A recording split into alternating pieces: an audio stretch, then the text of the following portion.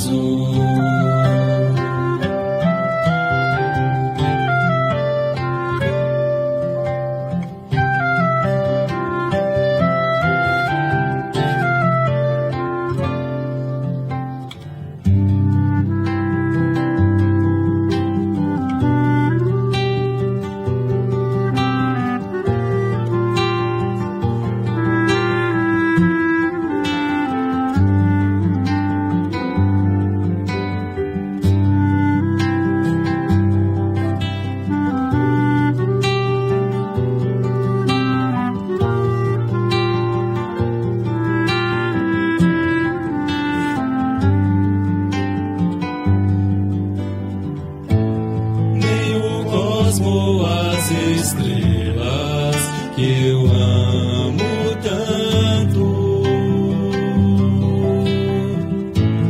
farão me esquecer de ti, terra querida.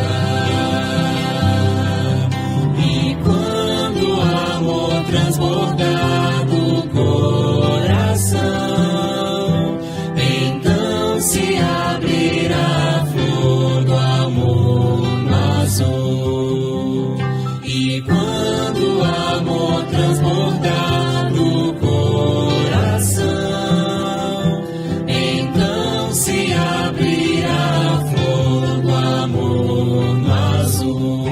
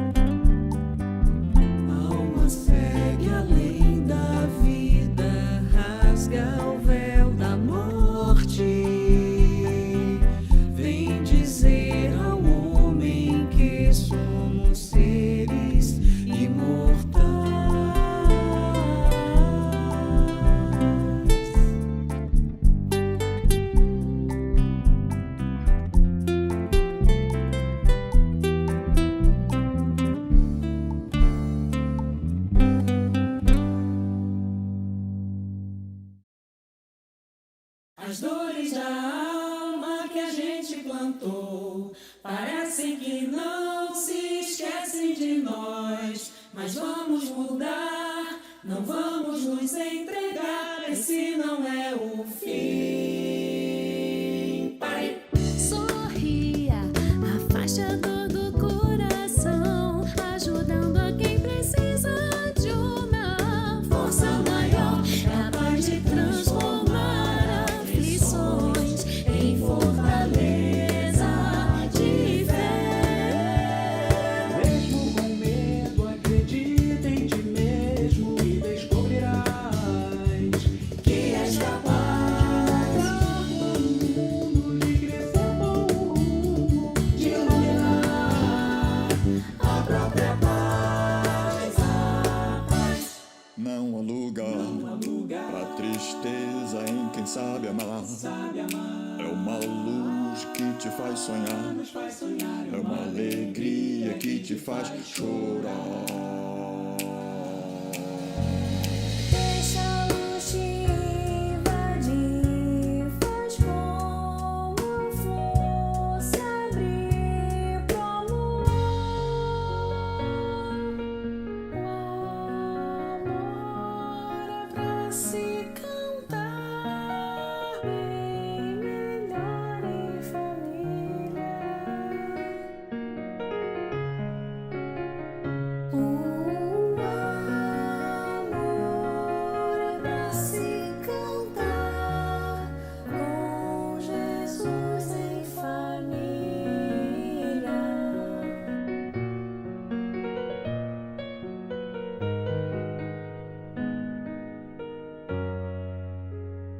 E seremos a bandeira amanhã, estandarte do movimento, uma grande escrita segue uma família. Desperta e vai, com certeza nossas vozes vencerão em coro todo o mal.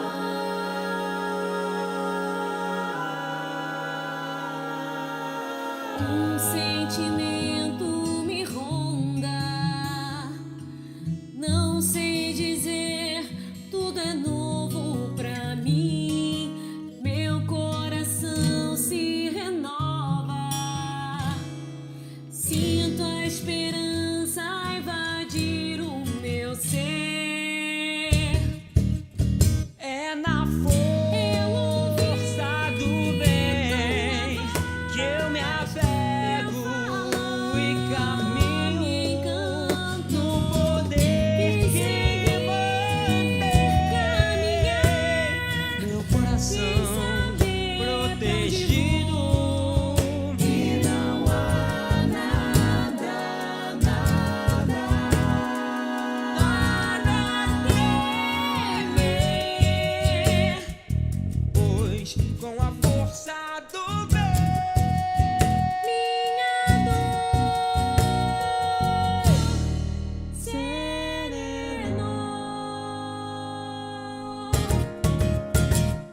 e está sempre a mudar, mesmo que sem perceber, redescobrindo seu interior. E está sempre a mudar, mesmo que sem perceber. Quem acredita no amor, dando um novo rumo para o seu bebê. Dando um novo rumo para o seu Dando um novo rumo para o seu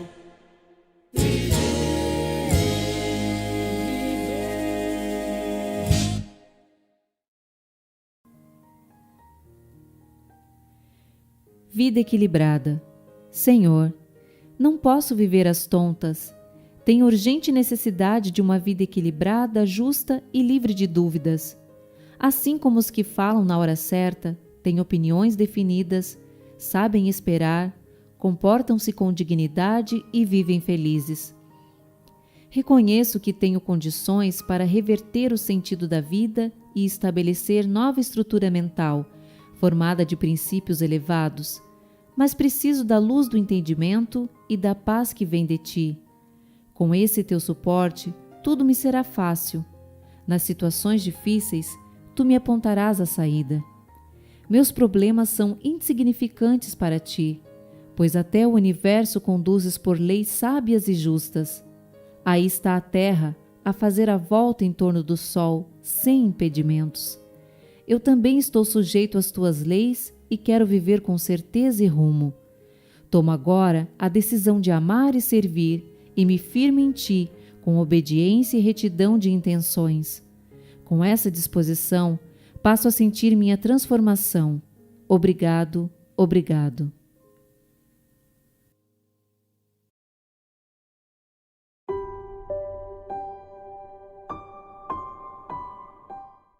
Boa noite, irmãos. Boa noite, irmãs.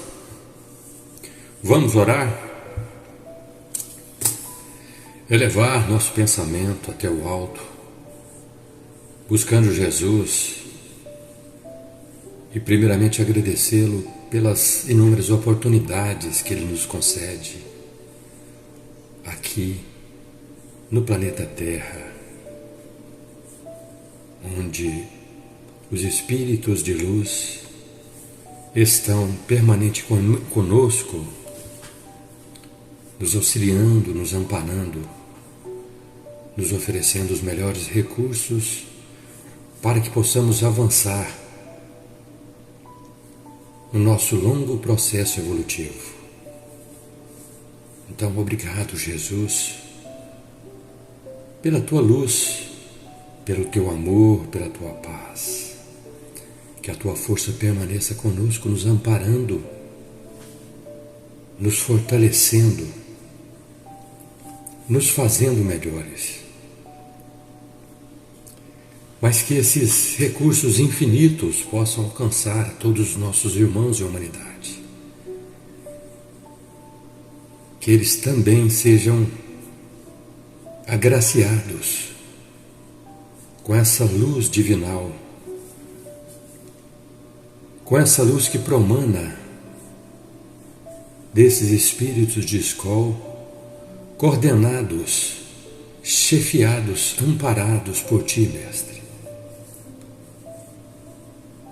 Que essa paz alcance toda a humanidade terrestre, envolvendo em especial aqueles irmãos em necessidade, a todos aqueles que sofrem, que choram no leito de dor.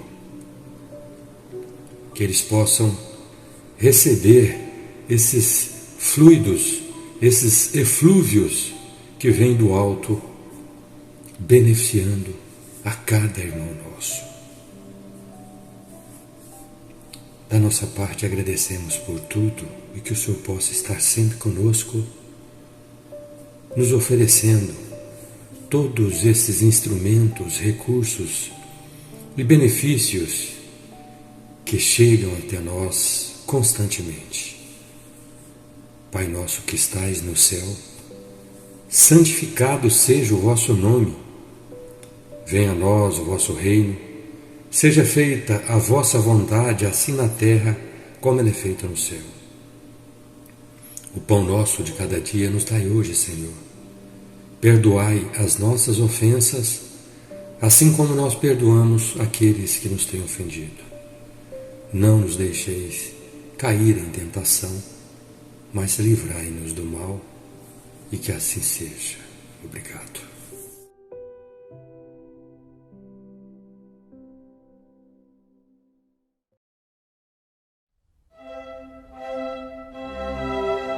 Estudando o Livro dos Espíritos com Allan Kardec.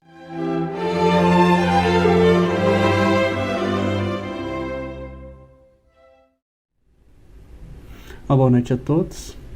É uma honra estar aqui mais uma vez, mais uma noite de essa oportunidade de nós estarmos aqui reunidos em sentimento, em pensamento, em espírito, né? Mas essa oportunidade que nós temos de aprender e também, né, de tentar colocar cada dia que passa em prática, né, os ensinamentos que nós vamos adquirindo. Então, que nós possamos aprender muito hoje, que possamos, cada dia que passa, tentar, né, aproveitar o nosso trabalho, o nosso estudo, para que a gente possa sempre continuar nessa jornada infinita de evolução. Eu sou o Marcos, o Vinícius, e hoje eu vou fazer um comentário breve do Livro dos Espíritos relacionado à questão 77. Ela está no comecinho da parte segunda, que vai tratar sobre os espíritos, né, de maneira generalizada. Então, os estudos passados, né, já tem um tempinho, a gente está estudando estudou a parte primeira, que deu para a gente, vamos dizer assim, a nossa base de estudo, né? Deu para a gente, de certa maneira, um glossário, a gente entendeu os termos, né, relacionados ao que a gente vai encontrar várias vezes durante o nosso estudo, o que é Deus, o que é espírito, matéria, fluido vital, princípio inteligente, né, diversos termos que a gente tem que ter, vai criando, na verdade, uma certa familiaridade, um certo entendimento conforme a gente for estudando, e que são muito úteis para a gente, né, durante o nosso estudo. Então a gente terminou, né, essa parte primeira, criamos essa nossa base, esse entendimento inicial, né, essa pequena partezinha, assim, a gente já consegue então tentar estudar um pouquinho mais a fundo, né? Então agora nessa parte que vem seguinte, a parte segunda, a gente está começando ela, né, está no capítulo 1º, a gente vai então estudar sobre o espírito, o mundo espiritual, né? Então a gente vai se aprofundar nessa parte agora. Então justamente a gente estudou uma questão anterior, a 76, vamos agora para a segunda parte. A segunda questão dessa parte é a questão 77, que ela vai dizer o seguinte: os espíritos são seres distintos da divindade ou serão simples emanações ou porções desta, e por isso denominados filhos de Deus? Então, para começar nosso estudo sobre o espírito, o mundo espiritual, vamos tentar entender realmente então o que é um espírito, né? Vamos aprofundar sobre isso. E a pergunta aqui é: o espírito, resumidamente, ele é parte de Deus? Ele é algo bem relacionado fortemente a Deus, né? Imaginamos assim, de uma maneira bem geral, Deus, algodão doce, né? O espírito, cada espírito individualizado, ou o espírito de maneira geral, é você pegar um fragmentozinho, uma porçãozinha desse algodão doce. E vamos ver na resposta aqui, mas se a gente praticar um pouco, né, do nosso estudo anterior e um pouquinho, vamos dizer assim, de bom senso, que a gente pode pensar, a gente chutaria que a resposta, eu acredito que não, né? Como que o espírito pode ser parte de Deus? Se Deus, vamos dizer assim, é o que está acima de tudo, é a inteligência suprema, é único, onipotente. Então, se a gente é parte disso, significa então que não é um todo, né? Porque é um todo fragmentado, às vezes não faz tanto sentido, né? Mas se a gente, vamos dizer assim, a gente está nesse estudo inicial, não do espiritismo, mas do espiritualismo, né? De maneira geral, né? A gente pensando de maneira só espiritualista, não no espiritismo, nosso dogma aqui agora. A gente pensa, né, a gente tem esse pensamento assim desse parte de um todo, ou se no próprio espiritismo a gente pensa assim, somos todos juntos em Deus, somos todos filhos de Deus, somos todos um em Deus. Então, essa pergunta não é nada básico demais, assim, é bobeira, né? É algo que realmente a gente tem que pensar um pouquinho e tentar se aprofundar, porque não é um pensamento que a gente simplesmente pode jogar fora, né? A gente tem essa ideia, né, dessa união de todos nós em Deus, de Deus, de certa maneira, ser essa coisa em comum que nos liga, né? Então seria isso porque todos nós, ou porque o Espírito é parte desse todo, então faz, de certa maneira, um certo sentido, né? Não é nada bobo. Então a gente vai ver o que os Espíritos têm a dizer sobre isso, para nos elucidar. A resposta que eles dão é: meu Deus, são obra de Deus, exatamente como uma máquina o é de um homem que a fabrica. Esta máquina é obra do homem, não é o próprio homem. Sabes que, quando faz alguma coisa bela, útil, o homem lhe chama de sua filha, criação sua. Pois bem, o mesmo se dá com relação a Deus. Somos seus filhos, pois que somos obra sua. Então, né, somos filhos de Deus. Somos, vamos dizer assim, criações dele. O Espírito é a criação de Deus. O Espírito não é parte de Deus, não é algo que a gente, vamos dizer assim, tira de Deus e temos o Espírito. Não, Deus, o todo, cria o Espírito, né? Da mesma, como é explicado aqui, da mesma maneira que com o artesão, ou que nós, né, todos, criamos, batalhamos, fazemos alguma coisa que nós temos orgulho, a gente chama de filho, né? É algo precioso pra gente, é algo que a gente batalhou, a gente até fala, nossa, isso aqui é parte de mim. Mas não é uma parte de mim literal. É porque a gente pode pensar que é parte de mim porque tem todo esse trabalho, toda essa dedicação, esse suor, todo esse tempo, né, que nós usamos para criar isso, essa obra que nós temos esse afeto. Mas não é porque nós dizemos que ela é parte nossa que ela realmente é parte nossa. Ela é simplesmente a nossa criação. O maior carinho que nós tivermos, que a gente chamar de filho, de precioso, não deixa de ser uma criação nossa. E a mesma maneira é Deus. O Deus, o todo poderoso, a inteligência suprema, cria o Espírito. Tem, vamos dizer assim, o carinho, o afeto, todo esse sentimento de preciosidade pela criação do Espírito, mas não deixa de ser simplesmente uma criação de Deus, né? Isso, se a gente for parar para pensar, pode ser até um pouco desestimulante, não sei, né? É só simplesmente uma criação, parece algo, não sei, fraco, ou que, não sei, perde um pouco desse sentimento, né? Algo simplesmente mecânico, material. Mas não é, né? Uma criação de algo perfeito, de algo supremo, é, né, algo bom, né? Se a gente for parar para pensar, como dito na Bíblia, criados à imagem de Deus, não é simplesmente a perfeição, mas está perto dela e pode, talvez, quem sabe, atingir 99,999% disso. E como a gente vê em questões de livros de mistério, filmes ou qualquer coisa assim, quando tem um problema que a gente ser resolvido, né, que a gente quer, para entender a máquina, o que você faz? Você lê o manual, mas você procura o Criador, né? Quem realmente vai te explicar sobre isso é o Criador. Você entender uma obra de arte, o que você faz? Você tenta entender o período em que ela foi criada, o que o artista estava passando nessa época, quais são as obras anteriores dele, qual que é o tipo, o que ele pensa, o que ele sente, e com isso a gente vai entendendo a criação, né, nossa. Da mesma maneira a gente pode pensar então, para entender o Espírito, o que nós temos que fazer então? Tentar entender Deus, procurar Deus, procurar o que Ele, vamos dizer assim, já nos deixou, as pistas que nós temos. Quais pistas que nós temos?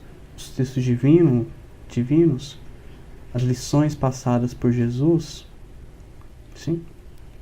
Então, nós estamos aqui, né, para aprender, né, para trabalhar, para evoluir. E nesse estudo, da mesma maneira que nós estamos agora, nós temos que tentar entender o Espírito, né, para nós entendermos não só o mundo como um todo, entender nossa família, nossa irmandade, os outros, né, que nos cercam, e entender a nós mesmos, entender nossos amigos desencarnados. Tudo isso vai nos levar ao quê? Tentar entender o Espírito.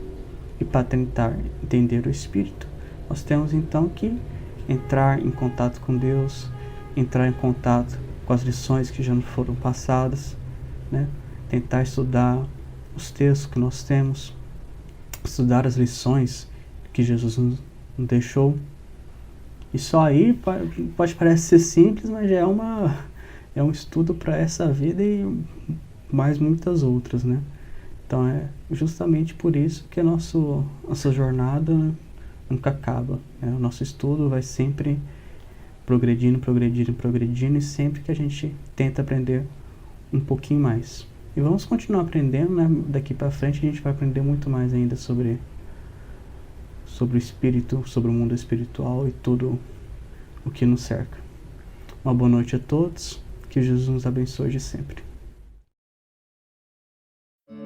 Acompanhe agora mais um tema doutrinário do Evangelho de Jesus.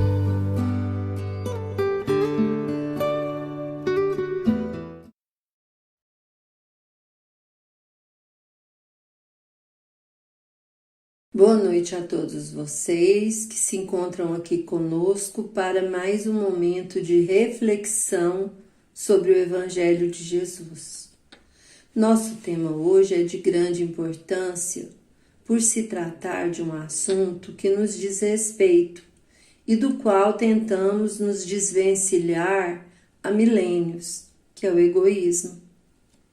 O egoísmo se encontra no capítulo 11 do Evangelho segundo o Espiritismo, intitulado Amar o Próximo como a Si Mesmo, nos itens 11 e 12 nas Instruções dos Espíritos. O item 11 se trata de uma mensagem de Emmanuel e o item 12 de uma mensagem de Pascal. Vejamos o que essas mensagens, importantes nos dizem. Item 11, a mensagem de Emmanuel. Ele começa falando o seguinte: o egoísmo, chaga da humanidade, tem que desaparecer da terra, a cujo progresso moral obsta. Ao Espiritismo está reservada a tarefa de fazê-la ascender na hierarquia dos mundos. O egoísmo é, pois, o alvo para o qual todos os verdadeiros crentes devem apontar suas armas, dirigir suas forças, sua coragem. Digo coragem, porque dela muito mais necessita cada um para vencer-se a si mesmo do que para vencer os outros. Então aqui o Emmanuel está falando que o egoísmo precisa desaparecer da terra, porque ele é um obstáculo ao progresso da terra. E cabe ao Espiritismo fazer com que a terra progrida na hierarquia dos mundos, porque o Espiritismo veio clarear, esclarecer os ensinamentos de Jesus, trazer mais luz ao nosso entendimento sobre o que Jesus nos ensinou, para que nós, nos transformando, consigamos fazer com que a Terra consiga subir na hierarquia dos mundos. Então, Emmanuel fala aqui também que o egoísmo é o alvo de cada um de nós, de todos os crentes, de todos os que são cristãos, Porque todos nós cristãos precisamos nos esforçar, ter como meta combater o egoísmo em nós. Porque uma vez combatendo o egoísmo em nós, nós estaremos combatendo o egoísmo na terra, dentre a humanidade de uma forma geral, e assim auxiliando no progresso, não só nosso, mas da terra também. E Emmanuel ainda frisa, coragem, é preciso coragem para poder lutar contra nós mesmos. É uma luta difícil, é uma luta árdua, é muito mais difícil vencer as nossas imperfeições, os nossos erros, do que combater os erros dos outros, É muito fácil ver o erro do outro, mas os nossos erros nós temos dificuldade tanto em ver quanto em combater os nossos erros. Então a gente precisa de coragem, de força, de empenho para combater o egoísmo em nós. É isso que Emmanuel nos convoca. Então ele continua que cada um, portanto, empregue todos os esforços a combatê-lo em si, certo de que esse monstro devorador de todas as inteligências, esse filho do orgulho, é causador de todas as misérias do mundo terreno. É a negação da caridade, por conseguinte, o maior obstáculo à felicidade do homem. Jesus vos deu o exemplo da caridade e Pôncio Pilatos do egoísmo, pois quando primeiro o justo vai percorrer as santas estações do seu martírio, o outro lava as mãos, dizendo que me importa? E animou-se a dizer aos judeus: este homem é justo, por que o quereis crucificar? E, entretanto, deixa que o conduzam ao suplício. Então, Emmanuel continua falando que é preciso combater o egoísmo, esse monstro, né, devorador das nossas inteligências, que é filho do orgulho, que causa as misérias aqui na Terra. Ele é a negação da caridade, ele é o contrário da caridade. Ele impede que a caridade esteja entre nós, né? Porque ele evita que a gente ame o nosso próximo, né? Porque a caridade é o amor em ação. Então, ele é um obstáculo à nossa evolução e, por conseguinte, à evolução do planeta. O egoísmo é um obstáculo à felicidade dos homens. E Jesus foi, assim, um exemplo, né, da caridade, enquanto Pôncio Pilatos foi o exemplo do egoísmo, né? E é a esse antagonismo entre caridade e egoísmo, né, a invasão do coração humano por essa lepra, que se deve atribuir o fato do cristianismo ainda não conseguir desempenhar por completo a sua missão. Cabem a vós, novos apóstolos da fé, que os espíritos superiores esclarecem o encargo e o dever de extirpar esse mal, a fim de dar ao cristianismo toda a sua força e desobstruir o caminho dos pedrouços que lhe embaraçam a marcha. Expulsai da terra o egoísmo, para que ela possa subir na escala dos mundos, porquanto já é tempo da humanidade envergar sua veste viril, para o que cumpre que primeiramente o expilais dos vossos corações. Emmanuel, Paris, 1861. Agora, no item 12, né, do capítulo 11 do Evangelho, nós temos a mensagem de Pascal, que também vem falar para nós sobre o egoísmo, sobre a importância de combater o egoísmo, né? Então, ele diz assim, Pascal: se os homens se amassem reciprocamente, a caridade seria mais bem praticada.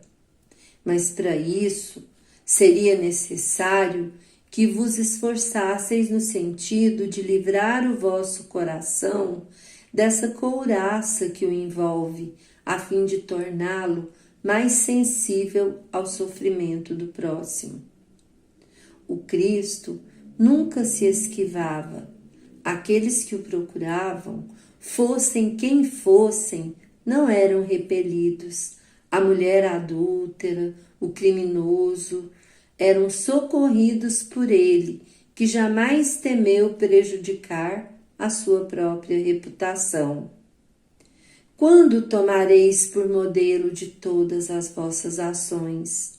Se a caridade reinasse na terra, o mal não dominaria, mas se apagaria, envergonhado, ele se esconderia, porque em toda parte se sentiria deslocado. Então o mal desapareceria, compenetrai-vos bem disso.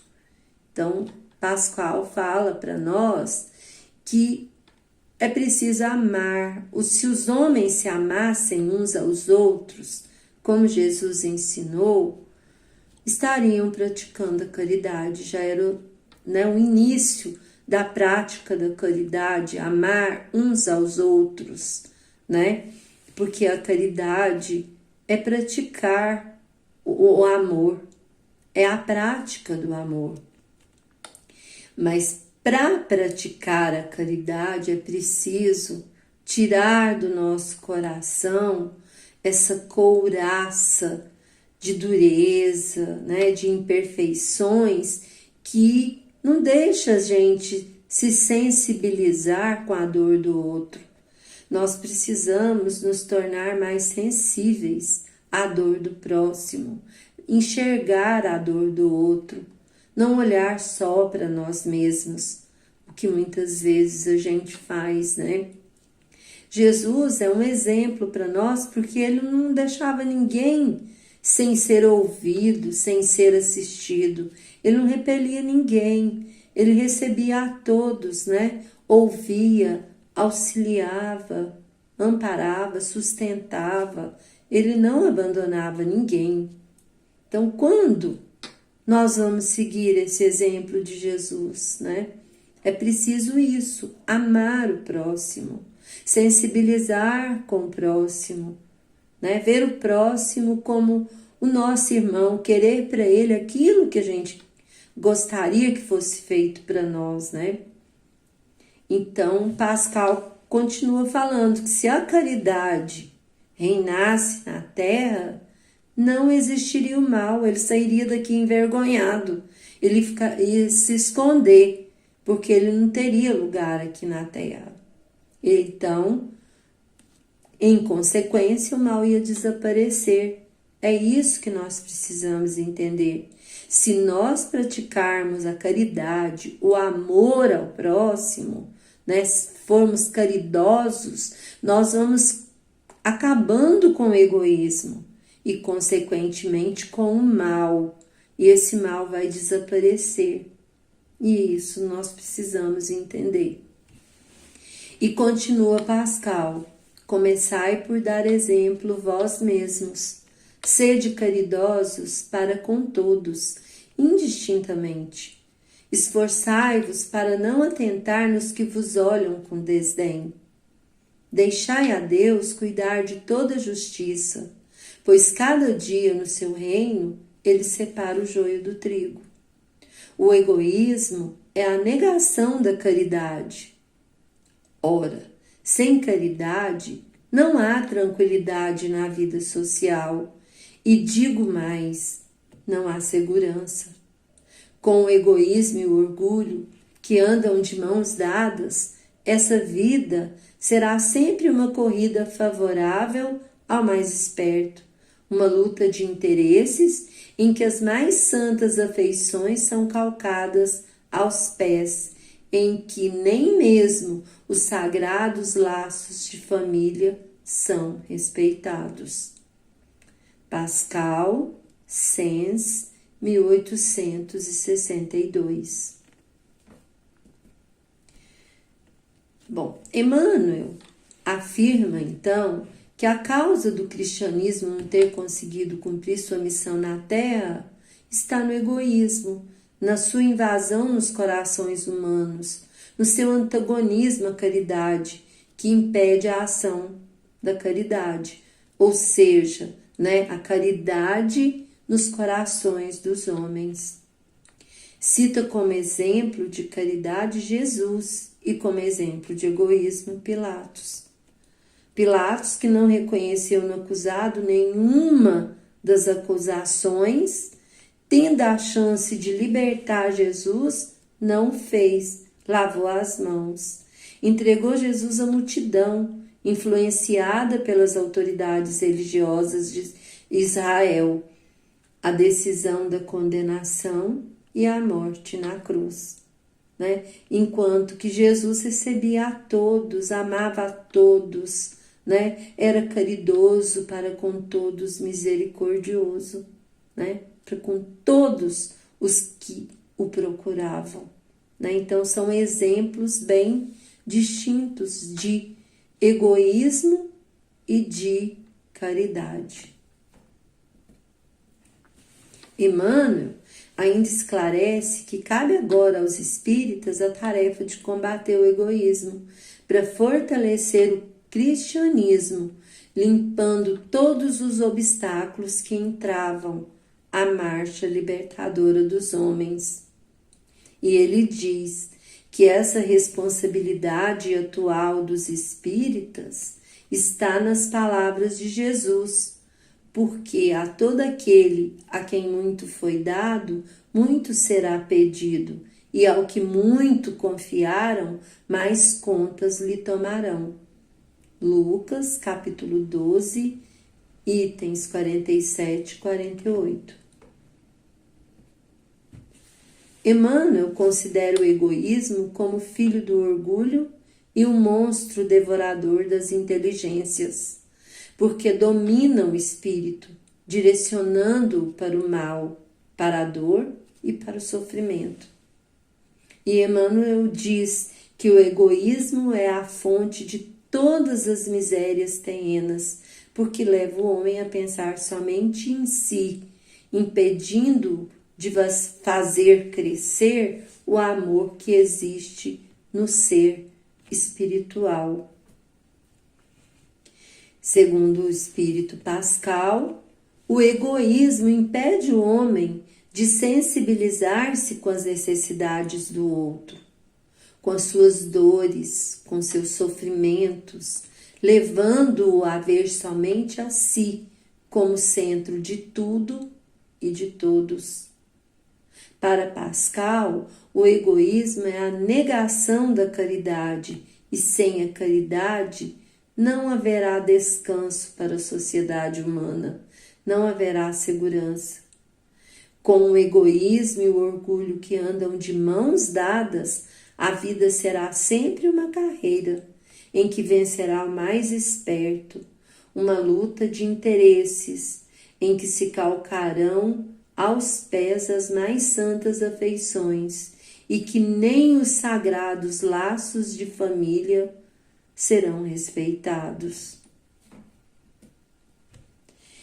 E para finalizar, nós temos uma mensagem de Joana de Ângeles, que se encontra no livro Amor, Imbatível Amor, psicografia de Divaldo Franco, e que é o volume 9 da série psicológica ditada por ela, pela Joana de Ângeles. Vejamos então o que Joana tão sabiamente nos fala sobre o amor, uma vez que o capítulo objeto das nossas reflexões dessa noite é amar ao próximo como a nós mesmos, né? Como a si mesmo. Então vejamos que a Joana de Ângeles fala nessa mensagem. Quando se ama, se é livre. Quando se ama, se é saudável. Quando se ama, se rompem as couraças e os anéis que envolvem o corpo, e o espírito se movimenta, produzindo vida e renovação interior. O amor é luz na escuridão dos sentimentos tumultuados, apontando rumo. O amor é bênção que luariza as dores morais. O amor proporciona paz. O amor é estímulo permanente. Somente, portanto, através do amor é que o ser humano alcança as cumeadas da evolução, transformando as aspirações em realidades que movimentam na direção do bem geral. O amor de plenitude é, portanto, o momento culminante do ato de amar. Desse modo, através do amor, imbatível amor, o ser se espiritualiza e avança na direção do infinito, plenamente realizado, totalmente saudável, portanto, feliz. Boa noite, meus irmãos. Grata pela atenção de vocês. Que o nosso Divino Mestre possa nos iluminar para o entendimento das colocações da noite e que o Criador nos abençoe e proteja hoje e sempre.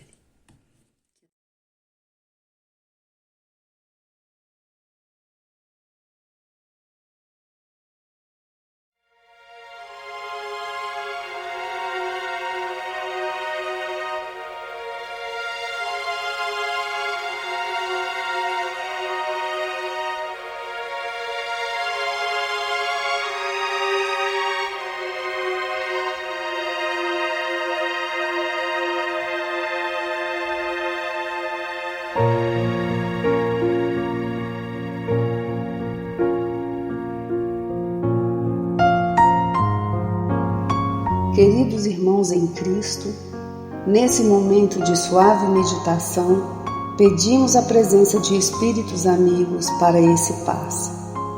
Senhor de infinito poder e bondade, ajudai-nos a retirar da nossa mente todos os pensamentos negativos que se encontram alojados em nossa alma, fruto da nossa condição de ser imperfeito. Que ideias de vingança, pensamentos inferiores e egoístas sejam afastados da nossa mente. Que os desequilíbrios emocionais, a ansiedade, impaciência e estresse sejam corrigidos, visando uma nova harmonia do nosso ser. Que todas as doenças alojadas em nosso corpo tenham seu mecanismo de enfermidade interrompido no nosso sistema de defesa orgânico e inicie a revitalização da nossa saúde. E assim, meu Pai Celestial, com suas bênçãos e as energias luminosas e curativas de seus missionários, possamos receber as melhores vibrações energéticas através deste passe e que essas vibrações venham em forma de ideias edificantes, de otimismo, alegria e nos fortaleça para o perdão, a paciência e a serenidade necessárias à resolução de nossos problemas e provações. Peço, Senhor, que nos ensine a viver um dia de cada vez, que nos oriente a superar os traumas do passado e guardar apenas as lições valiosas, tanto de experiências felizes como as dolorosas. Também, Senhor, permita o cuidado necessário para controlarmos o medo diante do futuro que ainda está fora do nosso alcance.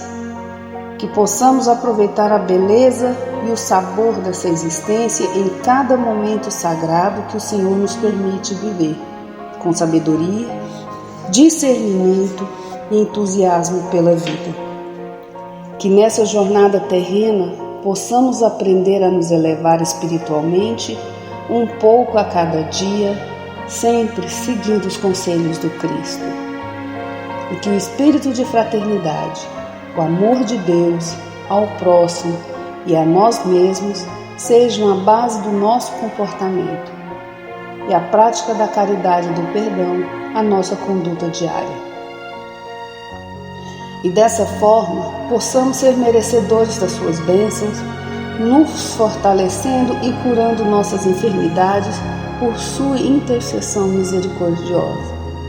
Em nome de Jesus, agradecemos por tudo que recebemos até o dia de hoje, rogando mais uma vez a tua proteção, o teu amor e a tua paz.